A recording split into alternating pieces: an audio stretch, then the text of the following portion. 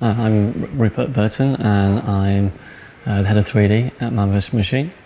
That means I look after the 3D department, animators who come into the studio, generally oversee any visual effects supervision on shoots or anything else in-house.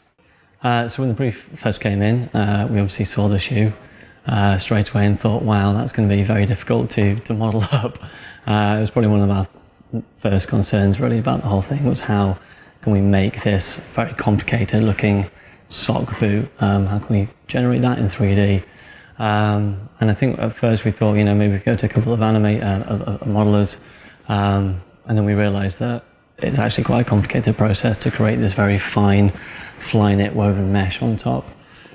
So we'd actually used a 3D scanning company before, and we thought, let's just give them a go, maybe they'll do an equally good job.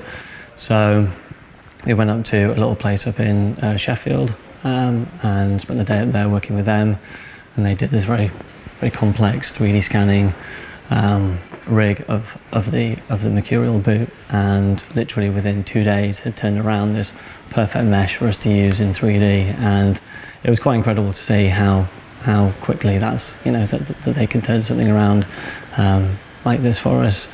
And I think in particular, you look at the way 3D scanning is going, and I think even 5 years ago it just wouldn't have been possible to have done this, but all of a sudden now these are techniques and tools that are readily available to us and affordable as well. So I think it's definitely changing how we're operating as a company as projects come in. So once we actually got the boot back, we thought, right, this is great. Maybe we can use them again for the actual figures themselves. But as the brief kind of developed, we actually went down one particular route, which was down a kind of wind tunnel route to begin with, and then X number of weeks down the line, that actually got axed, and we moved down more figurative sculptural forms. And straight away we thought, well, why don't we just scan these people as well? That's something that we've done for the boot, so maybe it can work equally as well for the people. So that was a great challenge. We got 5 models to pretend to be footballers for the day, and got them in this quite complicated 3D scanning rig down at Shepperton Studios, and had them do a number of poses to show this aggression as they were going into to be tackled by a certain famous footballer. And again, the whole thing went very, very well. We got these incredibly detailed 3D models back with beautiful folds in the cloth and these expressions on the face, and just within probably about a week they'd cleaned up the 5 models for us, and they were all looking absolutely superb. It would have been something that would have taken any modeler up to 2 months to have done probably. So yeah, it's a very, very promising way of working, shall we say. We then had to shatter them in, I think we used a program called Houdini to do that. So that allowed us to shatter it in a very specific way. So if we just wanted an area of the arm or an area of the legs to be shattered, we could be very precise in how many shards and chunks that they need to be shattered in.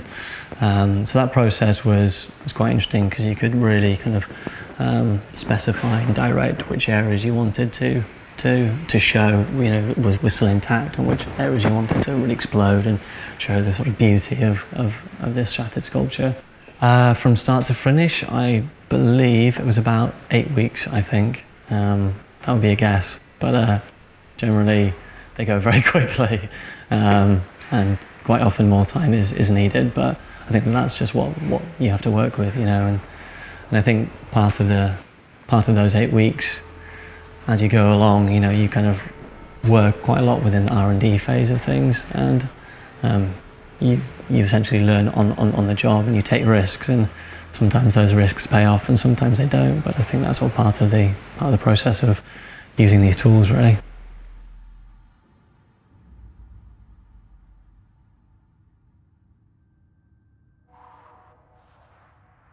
We just weren't too sure that they could deliver what they were promising, and whether or not these meshes would be usable, because they were very, very high dense meshes. But actually, they came back in, as I said, just over a week, and the quality of them was better than anything we'd seen before. So that was a risk that definitely paid off, yeah.